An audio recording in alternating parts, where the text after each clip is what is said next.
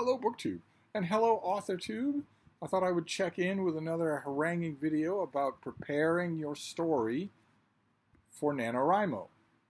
NaNoWriMo is in November, right? Preptober is in October. That's when you're nailing down the specifics. What are you going to do with your story? What are you going to write day by day? What are the scenes? What's the breakdown to get your 1,667 words a day?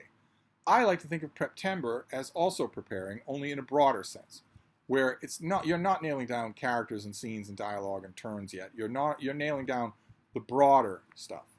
What kind of a story are you going to tell? What is its gist going to be? What kind of a tone is it going to have? Light, grim, partial, so that you're writing the first part of a longer story. What kind of a thing, just generally, do you feel like writing? Because for NaNoWriMo, officially, you're not supposed to write anything old, rework on anything. You're supposed to create something new.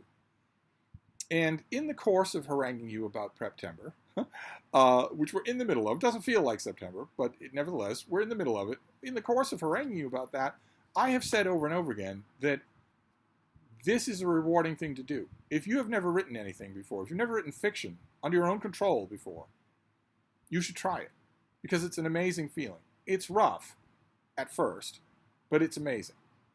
And I thought I would pull in some celebrity backup for that opinion. I recently subscribed to the New York Times. Again, I resubscribed to the New York Times, to home delivery of the Sunday New York Times. And there are a whole bunch of little features in the Sunday New York Times. I got the print version of the Sunday New York Times just plopped on the porch. And one of those features is called Headliner. It's My 10, where someone at the Times will go to a celebrity of some kind or other and get them to reel off a list of 10 categories and talk about them. And they went this time to Jeff Daniels, who is a Daniel Craig wannabe, for you newsroom fans. They get him to list his top 10. Now, he listed a couple here that really had me smiling. One was clearing your heads in the woods. Where he writes, things get unlocked when you're walking or biking through the woods. If you're stuck on something, then just go for a bike ride or wait. Across the street from my house, there's a state recreation area. It's kind of like having 10,000 acres of your own, which you didn't have to pay for. It's terrific, especially in winter when there aren't any ticks. Which leads me to believe that maybe he's going there with a dog. Are you going to give us some Frida yoga, baby? No, you're just going to bounce off the creation. Probably over to her beanbag. That's great. That's absolutely true. It's a little bit on the elitist side, but nevertheless, probably you have access to some sort of wooded area. A lot of you have access to wooded areas on your own property. I know for a fact that this is true. There is nothing quite like it except the sea. I'm a little bit restricted from doing this particular item on his 10 this week here in Boston, because this week is going to be warm, very warm. Today, the forecast, the actual weather people are saying that it's going to crest at 80 degrees Fahrenheit. I think we passed 85 degrees Fahrenheit easily today. But either way, it certainly feels that way because, of course, because it's Boston, it's 90% humidity at all times. Summer, winter, spring, fall, all times, 90% humidity. And this is the cool day. The rest of the week is going to be much warmer. There's no way that I can get the bean on a nice restorative walk in the woods in that kind of weather. We just have to, it's just off our itinerary until the temperature goes down. That was one of the things that he wrote for his top 10. Another 10 was my Kindle, which also put a big smile on my face. He says that I love the portable library aspect of it, and I read more because of it. Two things that I've heard from innumerable people myself. That I do more reading because of my Kindle, because it is distraction-free zone. And also that it's the whole library. If I take it on a plane trip or on my commute to work, I don't have to worry that I picked the wrong book. I've got 100 books on this thing, or 1,000. Absolutely true. But the point of this video is to enlist celebrity aid for writing, and that's also on his list. It's titled, Writing Even When It's Hard. And he writes, there's a battle to it. But when it happens, when you unlock it, and that thing launches you toward your ending in a way that you never saw coming, that's the fireworks. Writing that line that's going to end up at the scene that you chose, and you close your laptop because you're going to take the rest of the day off, that's what keeps you going. You hang on to those euphoric moments.